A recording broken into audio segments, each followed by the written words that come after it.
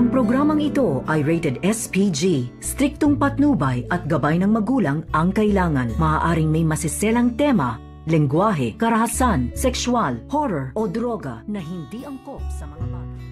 Nagising na nga itong si Lolo Pepe sa sasakyan kung saan nga doon nila inilagay ni Moira at ni Zoe. At nakita nga ito ng mga pulis. Agad naman nagsalita itong si Lolo Pepe na may kasalanan rin itong si Zoe dahil nakipagsabuatan siya dito kay Moira. At dahil nga dito ay gusto nga nilang pagtakpan ang pagiging illegitimate na anak itong si Zoe dahil nga nalaman nila na pina-DNA nga dito ni Lolo Pepe itong si Zoe at nagpapanggap lamang ito na hindi niya alam. Ngunit matagal na pala nga niyang alam na hindi siya anak dito ni Doc RJ. Kaya naman nung malaman nga ito ni Giselle ay agad na tumawag ng pulis at pinahanap itong si Moira. At dahil nga nakita rin dito ni Annalyn doon sa hotel kung saan ito nag-i-stay doon. At nakita rin dito ni Annalyn at nagkausap nga sila dito ni Moira na hindi daw nila ito kasama si Don Pepe.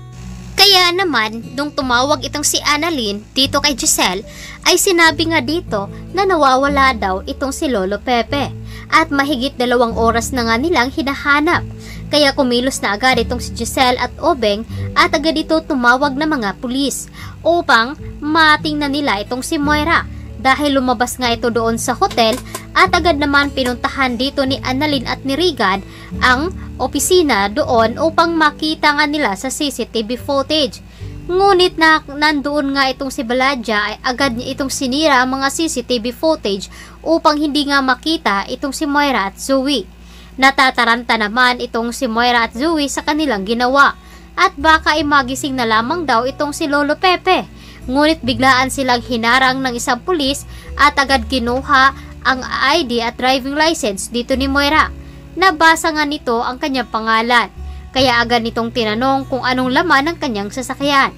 Dito na ba nila mabibisto na meron silang inilagay doon sa loob ng sasakyan?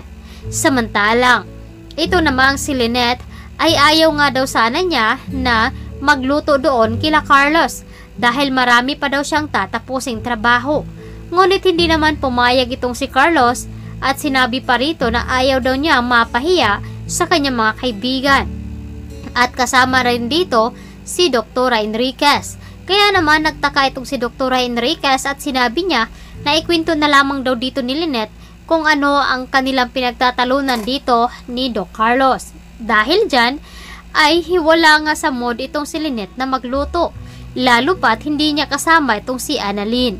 Sinubukan naman tawagan dito ni Lynette ang kanyang anak upang imbitahin na doon na lang kumain ng dinner.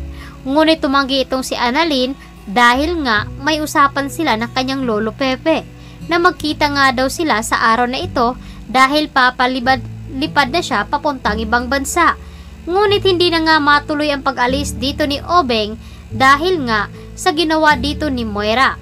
Agad na nagtanong itong si RJ kung bakit nga daw aalis itong si Don Pepe papuntang US. Sinabi naman dito ni Giselle na marami daw itong aasikasuhing mga negosyo. Ngunit hindi na nga matutuloy dahil sa nangyaring pagkawala sa kanya. At iniisip nga dito ni Moira na sila nga ang dapat matakot. Sabi naman dito ni Giselle na may idea na ito kung sino nga ang nagtago sa kanilang ama. At ito nga ang si Moira dahil ito lamang ang kaaway dito ni Don Pepe.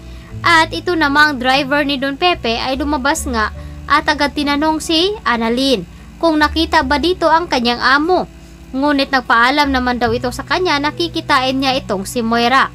Dito na ba nila mabibisto ang ginawa ni Moira at ni Zoe? Kaya ito ang dapat nating aantabayan at aabangan ngayong hapon.